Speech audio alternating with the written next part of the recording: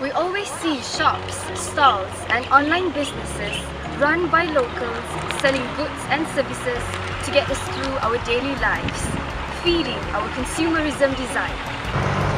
But have we ever wondered how these contribute to our country's economy as a whole? That is the question that we will address in this video documentary, the impacts of SME towards the Malaysian economy.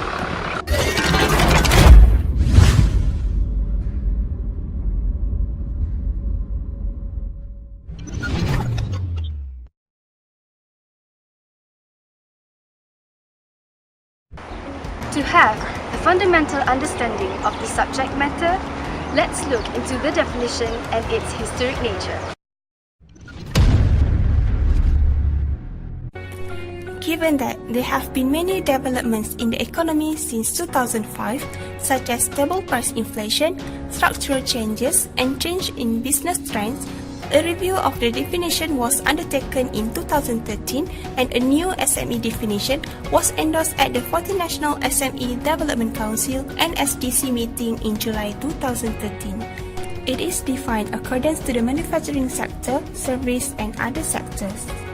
For the manufacturing sector, SMEs are defined as firms with sales turnover not exceeding 50 million ringgit or number of full-time employees not exceeding 200.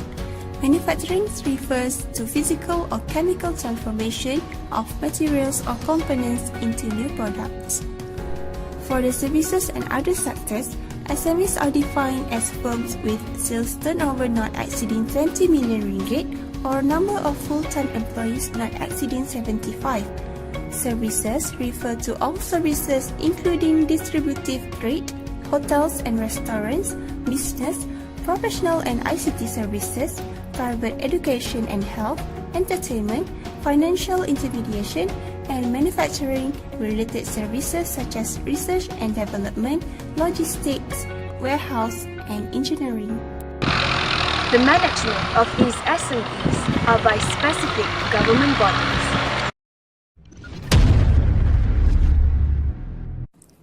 The genesis of SME Corporation Malaysia dates back to 2nd May 1996 when a specialized agency was established under the Ministry of International Trade and Industry (MITI) to spur the development of small and medium enterprise (SMEs) by providing infrastructure facilities, financial assistance, advisory services, market access, and other support programs.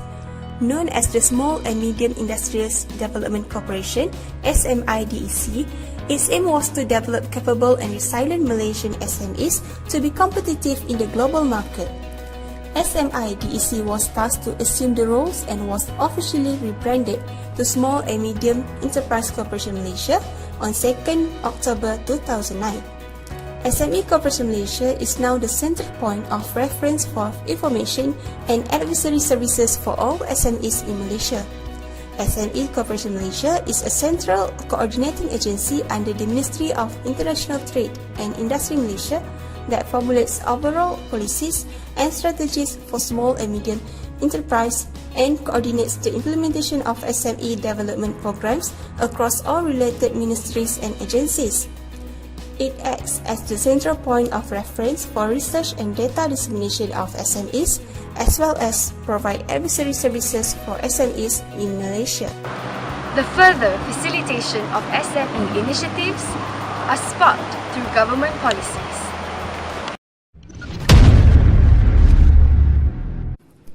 During the 1960s, policies aimed at developing and promoting SMEs in Malaysia were mainly residual in nature. SMEs were given prominence only after the launching of the first Industrial Masterplan 1986 to 1995 to support Malaysia's industrialization process. For example, the development strategies for SMEs under the first Industrial Masterplan focused on building linkage with larger firms and penetrating the export market. The vision of the SME Master Plan, launched in July 2012, is to produce SMEs that can effectively compete on the global stage. The Master Plan seeks to raise the sector's GDP contribution to 41% from the current 32%. The Master Plan's four main objectives are: first, to increase business formation rate. Second, to expand the number of high growth and innovative companies. Third, to raise productivity. Fourth, to intensify re-entry of SMEs into the formal sector. OECD experiences provide potential lessons for helping SMEs to innovate through reforms to intellectual property regimes (IPR) that make it easier for smaller firms to obtain and use patents.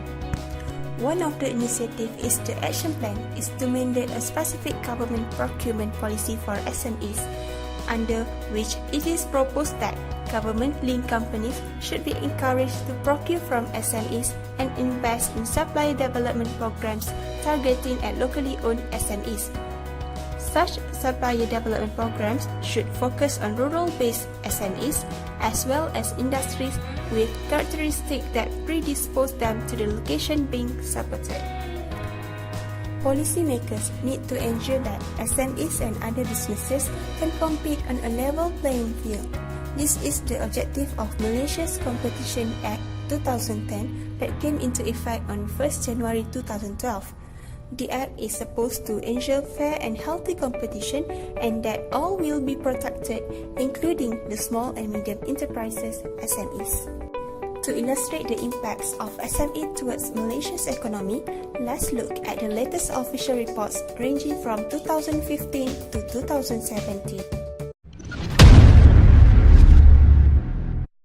Malaysia's GDP annual growth rate is 5.1% in 2015, 4.2% in 2016, and 5.9% in 2017. Hence, the overall outlook over the past 3 years can be seen through the contribution of SME towards Malaysia's GDP, which is 36.3%, which amounts to 385.9 billion in 2015, 36.6% amounting to 405.5 billion in 2016, and 37.1% amounting to 435.1 billion in 2017. Hence, the SME's GDP 6.2% in 2015, 5.2% in 2016, and 7.2% in 2017. The main economic sectors of SME are agriculture, construction, services, manufacturing, and mining and quarrying. Each of these sectors contribute to the SME's GDP. In 2015, the agriculture sector contributes 12%, the construction sector contributes 5.7%, the services sector contributes 58.9%, the manufacturing sector contributes 21.7%, the mining and quarrying sector contributes to 0.4%, and the import duties contribute to 1.3%. In 2016, the agriculture sector contributes 11.2%, the construction sector contributes 5.8%, the services sector contributes 59.6%, the manufacturing sector contributes 21.6%, the mining and quarrying sector contributes to 0.4%, and the import duties contribute to 1.3%. In 2017, the agriculture sector contributes 11.2%, the construction sector contributes 5.8%, the services sector contributes 59.7%, the manufacturing sector contributes 21.5%, the mining and quarrying sector contributes to 0.4%, and the import duties contribute to 1.4%. The agriculture sector is influenced by rubber, oil palm, livestock, and other agriculture. The construction sector is underpinned by specialized construction activities and civil engineering subsector. The services sector is driven by wholesale and retail trade, food and beverage, and accommodation. The manufacturing sector is induced by petroleum, chemical, rubber, and plastic products. The mining and quarrying is supported by quarrying of granite and limestone. SMEs also contributes to employment. In 2015, the contribution of SMEs employment is 64.5%. in 2016, it contributes to 65.3%, and in 2017, it contributes to 66%. Statistics on SMEs are important in measuring the performance of small and medium-scale firms for assisting the government in future developments of SME. Furthermore, these statistics are relevant since the SMEs form as the backbone in supporting the overall economy. To further clarify the importance of SME in Malaysian economy, we will look into our case study, Nandong Global Food Industries.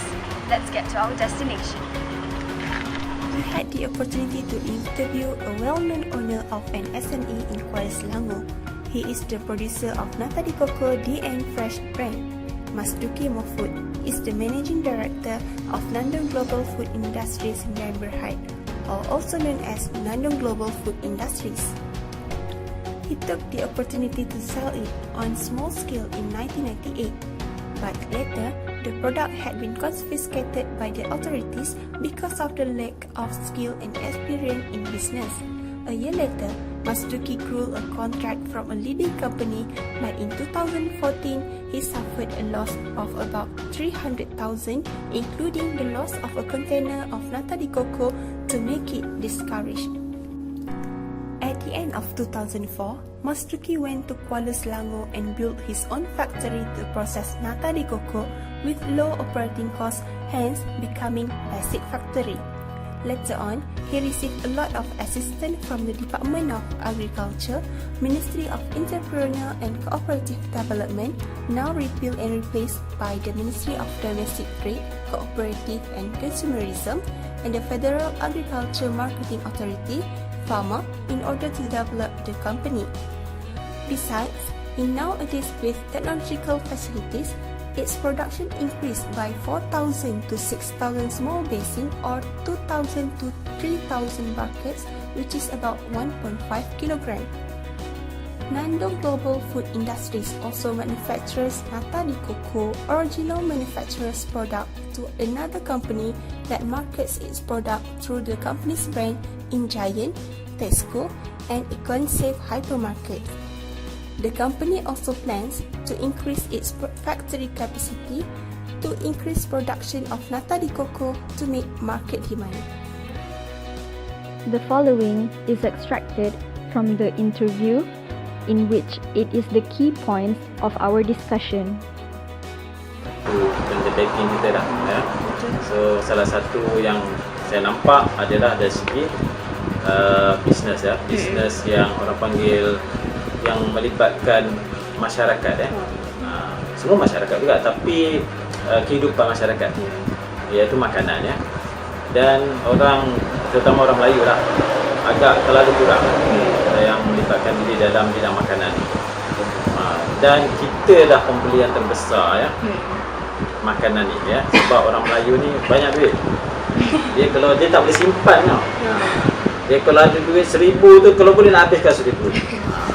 Memanglah bahkan dalam industri makanan ni, makanan pun kita kena pilih lah. Saya tak maulah saya melihat, okey contoh kita buat keripik, minta maaf lah soal apa yang buat keripik, semua nak buat keripik ya. Orang Melayu semua nak buat keripik ya. Tapi saya lihat tak apalah, keripik dia ada orang buat ya. Cuma saya nak cari benda yang orang yang tidak ada lagi orang Melayu buat, dan juga orang, kalau boleh orang Cina pun tak buat. Satu-satunya adalah Nata ya.